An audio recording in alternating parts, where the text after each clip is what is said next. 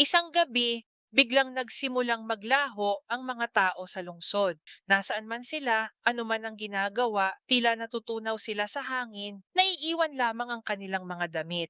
Katulad ito ng nangyari noong 1500 at siyam na po sa Roanoke Island. Ngunit na natiling tanong, bakit biglang naglalaho ang mga tao at saan ito nagsimula? Upang hanapin ang sagot, pumunta tayo sa isang sinehan sa Detroit, Amerika. Gabi yon, puno ang hall ng mga manonood. Sa projection room, nakaupo si Paul, isang binatang mahilig magbasa. Siya ang operator ng projector ng sinehan. Gabi-gabi, ang kanyang libangan ay pagbabasa.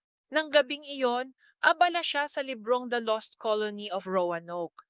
Isang aklat na batay sa totoong kwento.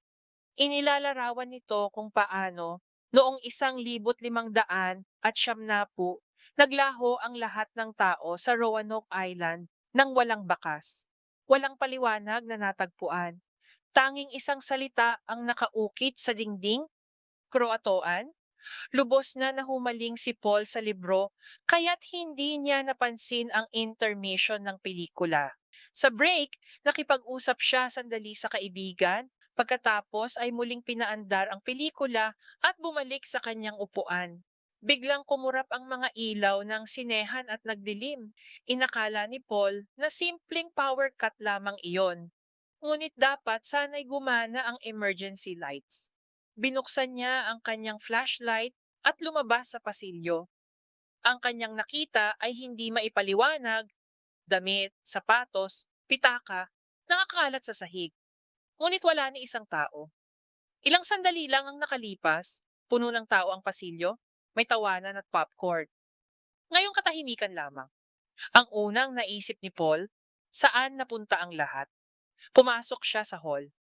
Ang parehong tanawin ng bumungad, damit sa mga upuan, ngunit walang tao. Nanginig siya sa takot. Umupo siya, nanginginig. Doon nakita niya ang gwardya, na ganoon din ang gulat. Magkasama nilang hinanap ang buong gusali, ngunit wala silang natagpuan. Biglang may nakita ang gwardya sa di kalayuan at nagtungo roon.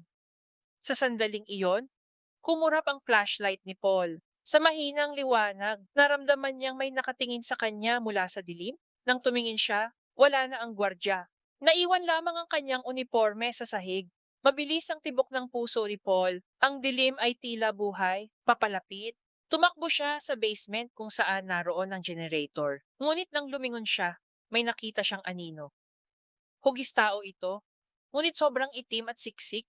Mabilis na sumugod sa kanya. Napasigaw si Paul, ngunit bago siya matapos, nilamon siya ng anino. Samantala, sa kabilang panig ng lungsod, sa isang ospital, hinahanap ni Rosemary, isang nurse, ang kanyang 9 na buwang sanggol. Naka-night shift siya at iniwan ng anak sa daycare ng ospital. Nang gabing iyon, lumabas siya sandali para manigarilyo. Ngunit nang bumalik, nabalot ng dilim ang buong ospital. Wala siyang nakitang tao kahit saan. Unay inisip niyang baka may evacuation. Ngunit kung ganoon, may magsasabi sana sa kanya. Tumakbo siya sa daycare. Doon, nakita lamang niya ang mga laruan at damit na nakakalat. Wala ang kanyang anak. Bumagsak ang kanyang puso. Tinawag niya ang pangalan ng anak, ngunit walang sagot. Sa desperasyon, hinanap niya ang buong ospital na parang baliw. Pumasok siya sa operating theater at nagulat. May pasyente sa mesa, ngunit walang surgeon o nurse. Para bang naglaho ang lahat sa gitna ng operasyon. Biglang namatay ang operating lights at naglaho ang pasyente sa harap ng kanyang mga mata. Sa takot, napasigaw si Rosemary at tumakbo palabas. Sa kanyang kamay, isang maliit na penlight lamang ang nagbibigay ng liwanag sa madilim na ospital. Hindi niya maunawaan ang nangyayari, ngunit malinaw ang isang bagay. Kung nasaan ang dilim, naroon ang panganib. At anumang sandali, maaaring lamunin siya ng panganib na yon. Mula sa kwento ni Rosemary, lumipat tayo kay Luke, isang TV reporter. Nagising si Luke isang umaga at nakita niyang ubos na ang kandila sa tabi ng kanyang kama. Tinawag niya ang kanyang asawa, si Emma, ngunit walang sumagot. Hinanap niya ang buong flat, ngunit wala si Emma. Walang charge ang kanyang telepono, kaya't hindi siya makatawag. Inakala niyang maagang lumabas si Emma. Agad siyang naghanda at binuksan ang pinto. Sa labas, may nakalagay na dyaryo. Ngunit hindi iyon para sa araw na iyon, kundi kahapon pa. Paglabas ni Luke sa kalsada, nakakita siya ng hindi kapanipaniwala. Sa abalang Detroit, wala ni isang tao. Mga kotse ay iniwan kung saan-saan, ang ilan ay umaandar pa, ngunit walang driver. Mga damit ay nakakalat sa bangketa. Ang buong lungsod ay walang laman. Naglakad si Luke, mabilis ang takbo ng kanyang isip. Biglang may eroplanong dumaan sa mababang altitude at bumagsak sa isang gusali. Sa gulat, tumakbo si Luke patungo sa kanyang opisina. Sa opisina, ganoon din ang tanawin, walang tao. Sa TV studio, tumatakbo pa ang mga kamera, ngunit walang cameraman. Sa isang screen, may balitang lumalabas. Isang lalaki ang nagsabi na sa Chicago, may ilan pang buhay. Nagtago sila sa isang simbahan. Hinimok niya ang sinumang may ilaw na pumunta roon agad, ngunit bago pa marinig ni Luke ang buong ulat, namatay ang kuryente. Naunawaan niyang may mangyayari sa dilim, mabilis niyang binuksan ang kurtina upang pumasok ang sikat ng araw. Sa ngayon, ligtas ang araw. Ngunit kapag dumilim, walang nakakaalam. Lumipas ang 3 araw. Nag-iisa si Luke na gumagala sa lungsod, naghahanap ng pagkain at baterya, anumang makapagpapanatili sa kanyang buhay. Isang gabi, habang sinusuri ang mga kotse, nakakita siya ng pickup truck na may ilaw pa. Pumasok siya at sinubukang paandarin. Biglang may lalaking tumakbo papalapit, may hawak na flashlight. Ngunit kumukurap na ang ilaw. Malapit nang maubos ang baterya. Nagmakaawa ang lalaki. Pakiusap, bigyan mo ako ng baterya. Kung wala, hindi ako makakaligtas. Ngunit ayaw siyang tulungan ni Luke. Alam niyang lahat ay nabubuhay para sa sarili. Patuloy ang pakiusap ng lalaki, ngunit abala si Luke sa pagpapaandar ng truck. Biglang namatay ang flashlight. Sa susunod na sandali, isang itim na anino ang sumugod mula sa dilim at dinurog siya. Ang kanyang mahinang sigaw ay naglaho. Naiwan lamang ang kanyang mga damit sa kalsada. Natakot si Luke. Literal na naglaho ang lalaki sa kanyang harapan. Sa takot, tumalon siya mula sa truck at tumakbo ng desperado. Malakas ang tibok ng kanyang puso. Naunawaan niyang ang dilim ay hindi ordinaryo. Ito ay buhay. Nilalamon ng tao sa isang iglap. Pagkaraan ng ilang distansya, huminto siya sa harap ng isang bar. Sa loob, may ilaw pa. Ibig sabihin, tumatakbo ang generator. Pumasok siya, ngunit walang tao. Lumapit si Luke sa counter, pinuksan ng isang bote ng whiskey at uminom ng malalim. Biglang kumurap ang mga ilaw. Naunawaan niyang paubos na ang gasolina ng generator. Mabilis siyang bumaba sa basement, nag-refill, at muling pinaandar. Bumalik ang ilaw, nakahinga siya ng maluwag. Ngunit biglang may tunog sa kanyang likuran. Nakatayo ang isang batang lalaki, si James, may hawak na baril. Sumigaw siya, "Sino ka? Anong ginagawa mo sa barko?" Sinubukan siyang pakalmahin ni Luke. "Wala akong masamang balak. Nagtatangkang mabuhay lang ako, tulad mo." Ipinaliwanag ni James na ang bar ay pag-aari ng kanyang ama at sinabi ng kanyang ina na manatili siya roon. Umalis ang ina 3 araw na ang nakalipas upang maghanap ng tulong sa simbahan. Malungkot na sagot ni Luke, "Kung hindi pa bumalik ang iyong ina sa loob ng 3 araw, baka hindi na siya makabalik. At kung mananatili ka rito, mamamatay ka rin. Hindi tatagal ang generator." Ngunit iginiit ni James, "Sinabi ng nanay ko na manatili ako rito, kaya't mananatili ako."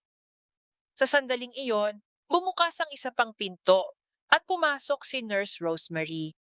Namumula ang kanyang mga mata, gusot ang buhok, at may hawak na kumikislap na stick. Sumigaw siya, "Nasaan ang aking anak? Itinago mo ba siya?" Sinubukan siyang pakalmahin ni Luke.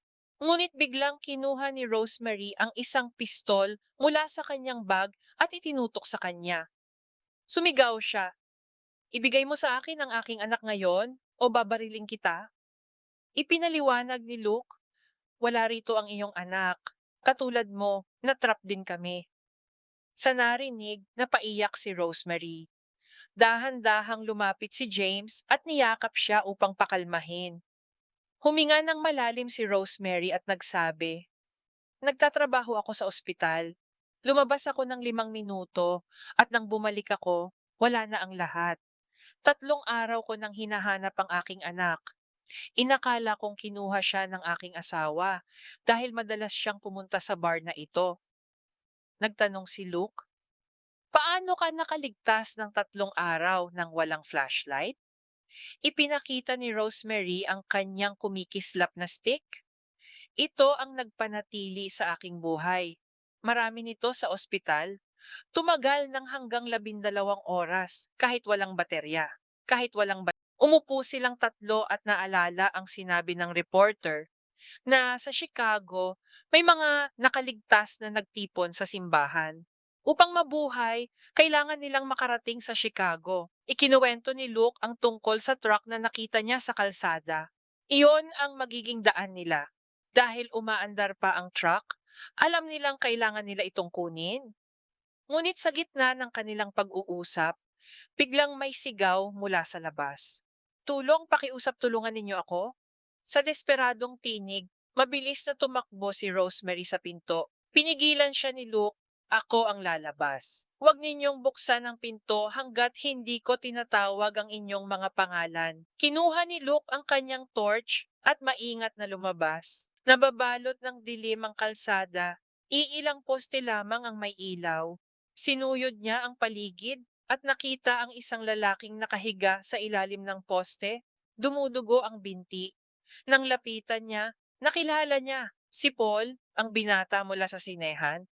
Umiiyak si Paul, nagmamakaawa na iligtas siya. Binuhat siya ni Luke sa balikat, ngunit biglang namatay ang torch ni Paul. Sumugod ang dilim, mga anino ang naglapitan. Sa takot, kinaladkad ni Luke si Paul at tumakbo. Mula sa kanyang bulsa, kinuha niya ang isang flyer at sinindihan. Kumalat ang pulang liwanag, umatras ang mga anino. Sa kabutihang palad, nakabalik sila sa bar at inilapag si Paul sa mesa. Maingat na nilinis ni Rosemary ang sugat at binalutan ng benda. Nang magkamalay si Paul, ipinaliwanag niyang siya ay nagtatrabaho sa sinehan. Noong gabing iyon, nang mamatay ang kanyang torch, sinubukan siyang hilahin ng mga anino. Sa swerte, nahulog siya sa ilalim ng poste ng ilaw at nakaligtas. Ikinuwento ni Paul ang kasaysayan ng Roanoke Island. Noong 1500 at 90, naglaho ang buong kolonya nang walang bakas. Naglaho ang mga tao, naiwan lamang ang kanilang mga gamit. Sa dingding, nakaukit ang isang salita, Kroatoan.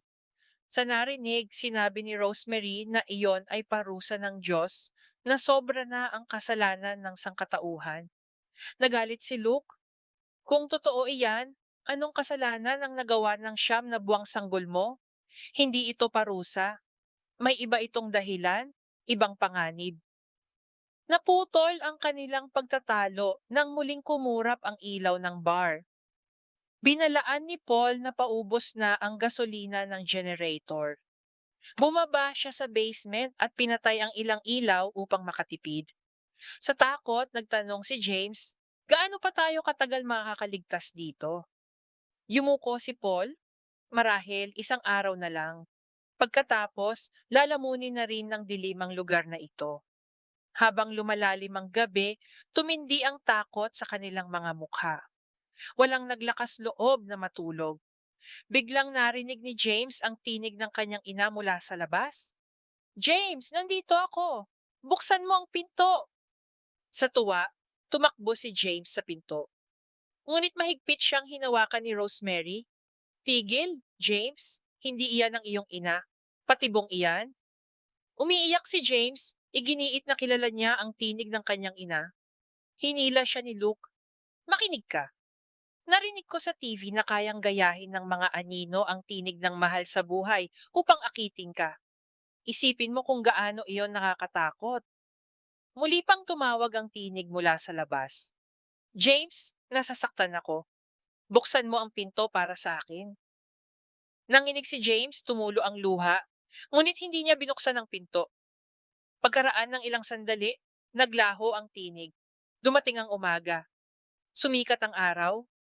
Naghanda sina Luke, Rosemary, at James. Sa liwanag ng araw, tila mas ligtas ang mga lansangan. Sa ngayon, naglakad sila hanggang makita ang truck isang block ang layo.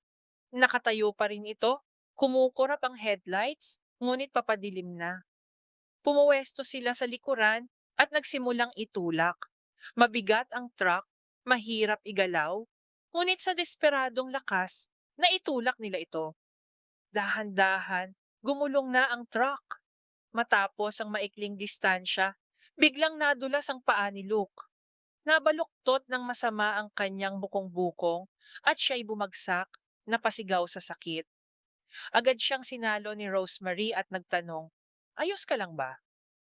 Inamin ni Luke na hindi na siya makalakad. Malubha ang pagka-sprain ng kanyang paa. Pinaupo siya ni Rosemary at sinimulang imasahe ang kanyang binti. Sa sandaling iyon, napansin ni Rosemary ang isang batang babae na nakatayo sa kabilang kalsada. May hawak na manika. Tinawag niya, "Halika rito, ililigtas ka namin."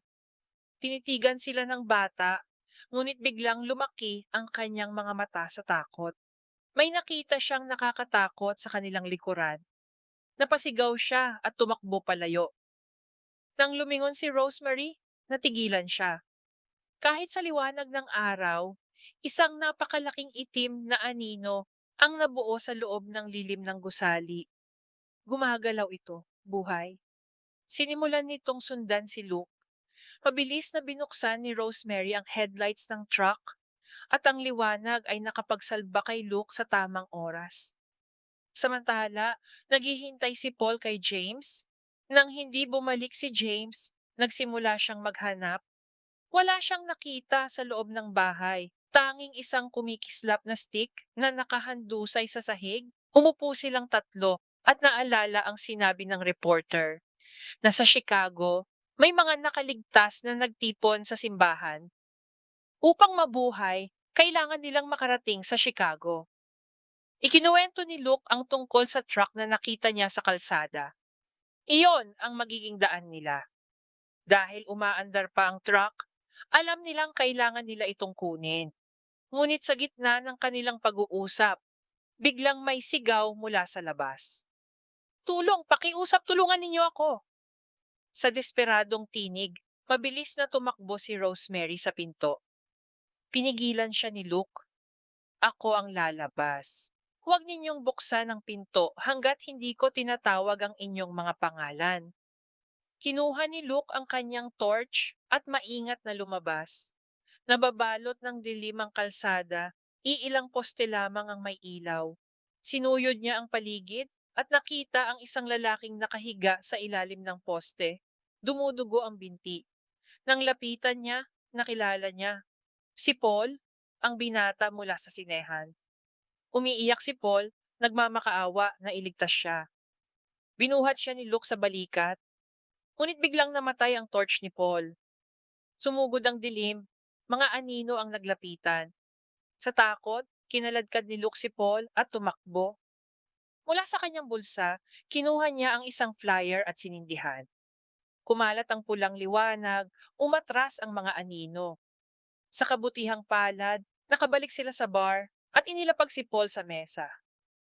Maingat na nilinis ni Rosemary ang sugat at binalutan ng benda. Nang magkamalay si Paul, ipinaliwanag niyang siya ay nagtatrabaho sa sinehan. Noong gabing iyon, nang mamatay ang kanyang torch, sinubukan siyang hilahin ng mga anino. Sa swerte, nahulog siya sa ilalim ng poste ng ilaw at nakaligtas.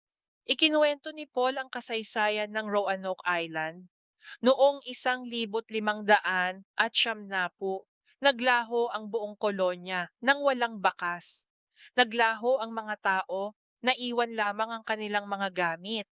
Sa dingding nakaukit ang isang salita, Kroatoan. Sa narinig, sinabi ni Rosemary na iyon ay parusa ng Diyos, na sobra na ang kasalanan ng sangkatauhan. Nagalit si Luke, kung totoo yan, anong kasalanan ang nagawa ng siyam na buwang sanggol mo? Hindi ito parusa. May iba itong dahilan, ibang panganib. Naputol ang kanilang pagtatalo nang muling kumurap ang ilaw ng bar. Binalaan ni Paul na paubos na ang gasolina ng generator. Bumaba siya sa basement at pinatay ang ilang ilaw upang makatipid. Sa takot, nagtanong si James, gaano pa tayo katagal makakaligtas dito? Yumuko si Paul, marahil isang araw na lang. Pagkatapos, lalamunin na rin ng dilim ang lugar na ito. Habang lumalalim ang gabi, tumindi ang takot sa kanilang mga mukha. Walang naglakas loob na matulog. Biglang narinig ni James ang tinig ng kanyang ina mula sa labas. James, nandito ako! Buksan mo ang pinto! Sa tuwa, tumakbo si James sa pinto. Ngunit mahigpit siyang hinawakan ni Rosemary. Tigil, James. Hindi iyan ang iyong ina. Patibong iyan. Umiiyak si James, iginiit na kilala niya ang tinig ng kanyang ina. Hinila siya ni Luke. Makinig ka! Narinig ko sa types na kayang gayahin ng mga anino ang tinig ng mahal sa buhay upang akiting ka. Isipin mo kung gaano iyon nakakatakot. Muli pang tumawag ang tinig mula sa labas. James, nasasaktan ako. Buksan mo ang pinto para sa akin. Nanginig si James, tumulo ang luha, ngunit hindi niya binuksan ang pinto. Pagkaraan ng ilang sandali, naglaho ang tinig. Dumating ang umaga. Sumikat ang araw. Naghanda sina Luke, Rosemary, at James. Sa liwanag ng araw, tila mas ligtas ang mga lansangan sa ngayon. Naglakad sila hanggang makita ang truck isang block ang layo. Nakatayo pa rin ito, kumukurap ang headlights, ngunit papadilim na. Pumuwesto sila sa likuran at nagsimulang itulak. Mabigat ang truck, mahirap igalaw, ngunit sa desperadong lakas, naitulak nila ito. Dahan-dahan, gumulong na ang truck. Matapos ang maikling distansya, biglang nadulas ang paa ni Luke. Nabaluktot ng masama ang kanyang bukong-bukong at siya'y bumagsak, napasigaw sa sakit. Agad siyang sinalo ni Rosemary at nagtanong, ayos ka lang ba? Inamin ni Luke na hindi na siya makalakad. Malubha ang pagka-sprain ng kanyang paa. Pinaupo siya ni Rosemary at sinimulang imasahe ang kanyang binti. Sa sandaling iyon, napansin ni Rosemary ang isang batang babae na nakatayo sa kabilang kalsada, may hawak na manika. Tinawag niya, halika rito, ililigtas ka namin. Tinitigan sila ng bata, ngunit biglang lumaki ang kanyang mga mata sa takot. May nakita siyang nakakatakot sa kanilang likuran. Napasigaw siya at tumakbo palayo. Nang lumingon si Rosemary, natigilan siya. Kahit sa liwanag ng araw, isang napakalaking itim na anino ang nabuo sa loob ng lilim ng gusali. Gumagalaw ito, buhay. Sinimulan nitong sundan si Luke. Mabilis na binuksan ni Rosemary ang headlights ng truck at ang liwanag ay nakapagsalba kay Luke sa tamang oras. Samantala, naghihintay si Paul kay James. Nang hindi bumalik si James, nagsimula siyang maghanap. Wala siyang nakita sa loob ng bahay, tanging isang kumikislap na stick na nakahandusay sa sahig. Sa pag-aalala, sinuyod ni Paul ang basement at natuklasan ng isang nakatagong lagusan sa ilalim ng bar. Mabilis siyang dumaan dito, hinahanap si James. Sa dulo ng lagusan, isang pader lamang ang nakaharang. Paglingon niya, nakita niyang sumugod ang itim na anino. Nilamon siya agad. Ngunit pagkatapos ay nabunyag na naginip lamang si Paul. Subalit sa realidad, biglang namatay ang ilaw sa itaas niya. Ngayon, hindi na ito panaginip. Nilamon siya ng anino at naglaho siya sa hangin. Nakaligtas si James dahil may hawak pa siyang kumikislap na stick. Nang bumalik ang ilaw, Hinanap niya si Paul, ngunit wala na. Naglaho na si Paul, natunaw sa hangin. Sa ibang dako, nakita ni na Luke at Rosemary na kumukurap ang ilaw ng truck. Mabilis na kinuha ni Luke ang isang antena mula sa ibang kotse. Umaasang makagawa ng torch. Ngunit wala silang apoy upang sindihan ito. Matindi ang sakit ng bukong-bukong ni Luke. Hindi siya makatakbo. Paubos na rin ang ilaw ni Rosemary. Kaya't wala nang ibang paraan, dinala ni Rosemary si Luke sa ospital kung saan siya nagtatrabaho. Sa loob, nakakita sila ng lighter. Ginamit nila ito upang sindihan ang torch na ginawa nila. Sinabi ni Rosemary kay Luke na nais niyang kumuha ng rubbing alcohol, umaasang makakatulong ito upang mapanatili ang apoy. Pinahinga niya si Luke habang siya'y pumunta sa storeroom. Ngunit biglang narinig niya ang iyak ng kanyang sanggol sa labas. Sa sandaling nakilala niya ang tinig ng kanyang anak, nawalan siya ng kontrol. Mabilis siyang tumakbo sa duyan kung saan nanggagaling ang tinig. Ngunit alam natin na patibong lamang ito ng mga anino. Sa isang iglap, nilamon si Rosemary at tuluyang naglaho. Mula sa malayo, nakita ito ni Luke. Sa matinding takot, mabilis niyang minaneho ang truck pabalik sa bar. Ngunit ubos na ang gasolina ng generator. Sa loob, nakaupo si James, nanginginig sa isang sulok, puno ng takot. Sa mesa, nakahandusay lamang ang mga damit ni Paul. Naunawaan ni Luke ang nangyari, si Paul ay kinuha na rin. Ngayon, si James at si Luke na lamang ang natirang buhay. Alam nilang hindi sila maaaring maghintay lamang. Gumawa sila ng plano. Si James ang uupo sa driver's seat ng truck, habang si Luke ay susubukang bigyan ng kuryente ang makina gamit ang generator. Sinunod nila ang plano. Umupo si James sa truck at desperadong ikinonekta ni Luke ang generator. Pagkaraan ng paulit-ulit na pagsubok, napaandar nila ang truck. Ngunit ang problema, lahat ng kuryente ng generator ay naubos sa truck, iniwan ng bar sa kumpletong dilim. Doon nagsimula ang panganib. Nasa loob pa si Luke. Nang mamatay ang ilaw, sumugod ang nakakatakot na anino. Tumakbo siya ng mabilis, halos hindi nakaligtas, at nakapasok sa truck. Magkasama silang tumakas, hindi na nag-aksaya ng oras. Ngunit habang tumatakbo, nakabukas pa ang hood ng makina ng truck.